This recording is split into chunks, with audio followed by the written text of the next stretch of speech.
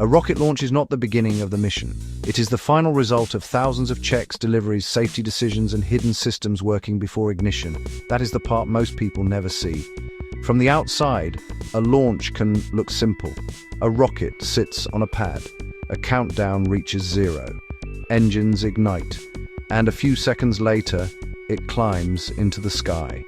But before that moment, an entire spaceport has already been working for days, weeks, and sometimes months. The rocket has to be assembled, moved, fueled, connected, tested, protected from lightning, monitored by weather teams, cleared by safety teams, tracked by radar, and supported by control rooms full of people who are looking for any reason to stop the countdown if something is not right.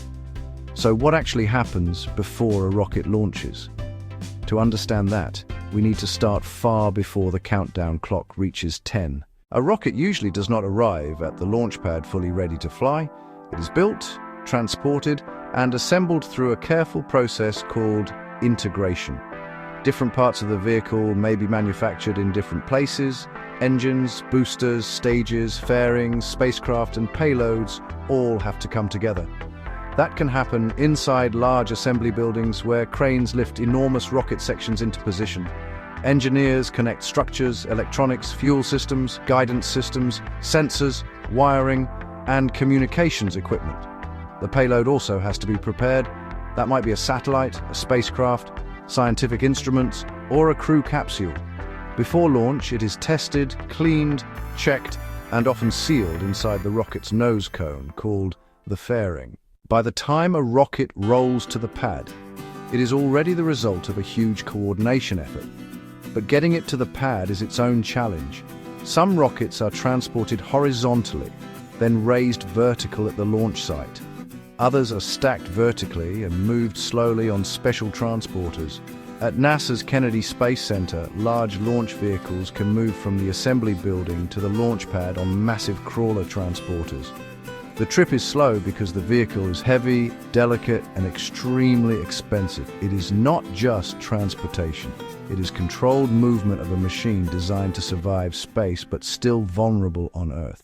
Once the rocket reaches the pad, the launch site becomes the main character. A launch pad is not just a concrete platform. It is a specialized industrial system built to support a vehicle that is about to release enormous heat, vibration, sound, and force. The pad has structures that hold the rocket in place before liftoff. It has towers that provide access to the vehicle. It has electrical systems, communication lines, fueling equipment, cooling systems, sensors, cameras, and emergency systems. It may have umbilical arms or connections that feed the rocket power, data, fuel, and gases before launch. These connections stay attached until the final moments, then disconnect or swing away as the vehicle lifts off. The rocket may look independent, but until launch, it is deeply connected to the ground. One of the most dramatic hidden systems at a launch pad is the flame trench. When rocket engines ignite, exhaust has to go somewhere. If that force were allowed to blast straight into the pad, it could damage the rocket, the tower, and the pad itself. A flame trench or flame deflector redirects the exhaust away from the rocket and key structures. It is not there for decoration. It is there because a rocket engine at liftoff is violently powerful. Then there is water, a lot of water.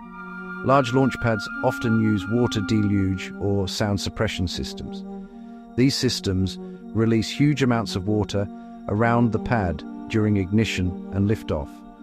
The water helps reduce extreme sound energy and heat around the rocket and launch structure. This matters because the sound from a large rocket is not just loud, it can create vibrations strong enough to damage equipment.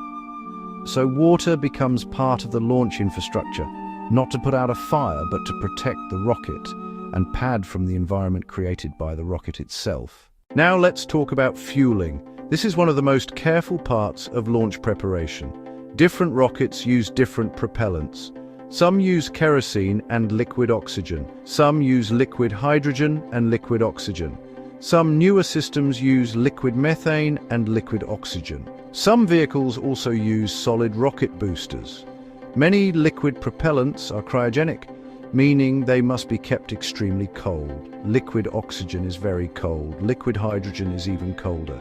These are not ordinary fuels being poured into a tank like gasoline into a car. They require insulated tanks, specialized pipes, valves, pumps, pressure systems, safety procedures, and constant monitoring. As cryogenic propellants warm slightly, they can boil off and create vapor. That is why rockets on the pad often appear to be venting clouds. Those white clouds are usually not smoke. They're often cold vapor or condensation around cryogenic systems. Fueling is also dangerous. Propellants can be explosive, toxic, extremely cold, or highly reactive depending on the rocket. Teams monitor pressure, temperature, flow rates, leaks, and valve positions. If something is wrong, the countdown can be held or stopped. A launch is never supposed to continue just because people are watching. The rocket only launches if the vehicle, ground systems, weather, range, and mission teams are all ready. Weather is another major factor. A rocket may be technically ready, but the sky may not be.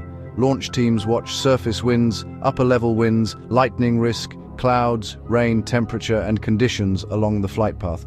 Upper-level winds are especially important because a rocket travels through different layers of the atmosphere. Wind near the ground may look acceptable, while winds higher up could place too much stress on the vehicle.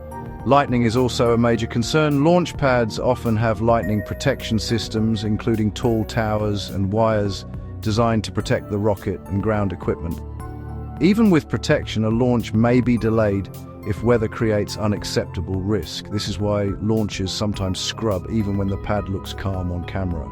The danger may be in the clouds, in the upper atmosphere, or along the rocket's path. Now we get to range safety.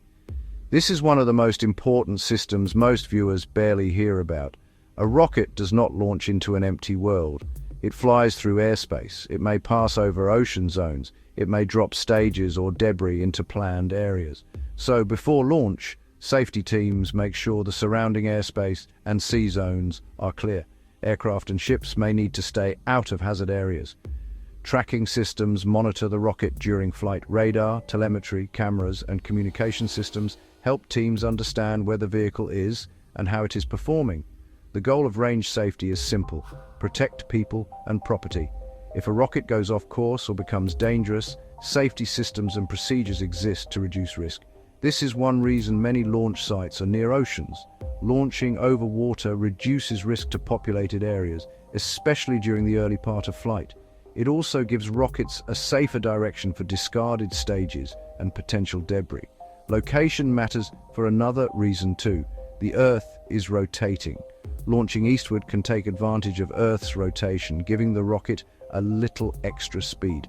Launch sites closer to the equator can be especially useful for certain missions because Earth's surface is moving faster there. But not every launch site is chosen only for physics. Weather, politics, safety zones, geography, existing infrastructure, and mission needs all matter. A spaceport is a compromise between engineering, safety, logistics, and location. As the launch window approaches, the countdown becomes more intense. A launch window is the period when the rocket can launch and still meet mission requirements.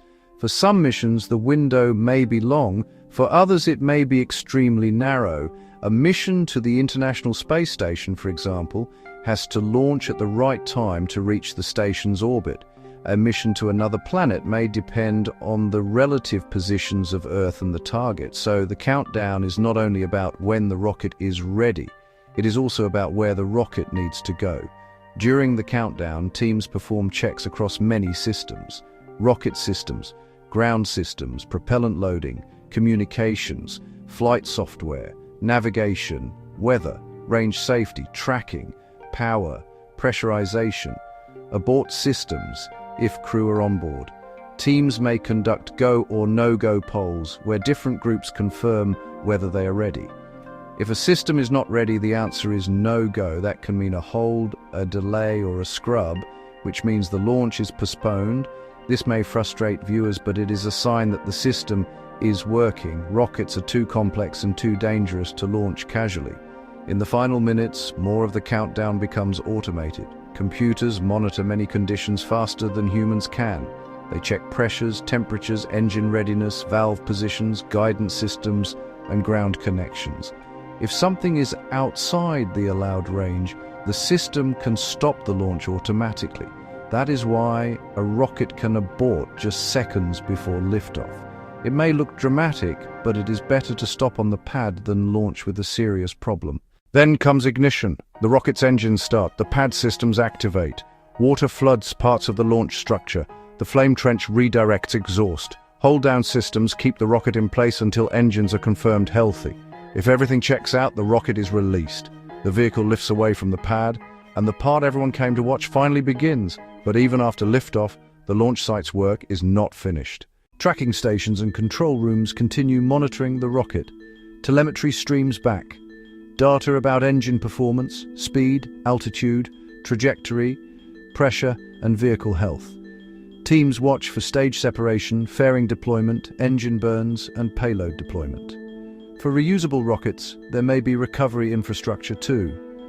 Landing pads, drone ships, recovery vessels, tracking systems. Teams waiting to secure and inspect returned boosters. Reusable launch systems add another layer of logistics. The launch is not just about sending a vehicle upward. It may also be about bringing part of it back. That changes what a launch site needs. It may require landing zones, offshore platforms, refurbishment facilities, and recovery crews. So when you watch a rocket launch, you are only seeing the most visible moment. The launch pad is the stage. The rocket is the performer. But behind that is an entire hidden infrastructure system. Assembly buildings, transporters, fuel farms, cryogenic tanks, flame trenches, water deluge systems, lightning towers, control rooms, weather teams, range safety, tracking systems, recovery crews, and hundreds or thousands of decisions made before ignition. That is what happens before a rocket launches. The launch itself may last only a few minutes, but making it possible takes a spaceport. And like many hidden systems, the better it works, the easier it is to forget how much had to happen before the countdown ever reached zero. If you enjoyed this video, make sure to like and subscribe to Hidden Infrastructure of the World. Also, comment down below what hidden infrastructure you want to see next. See you in the next video.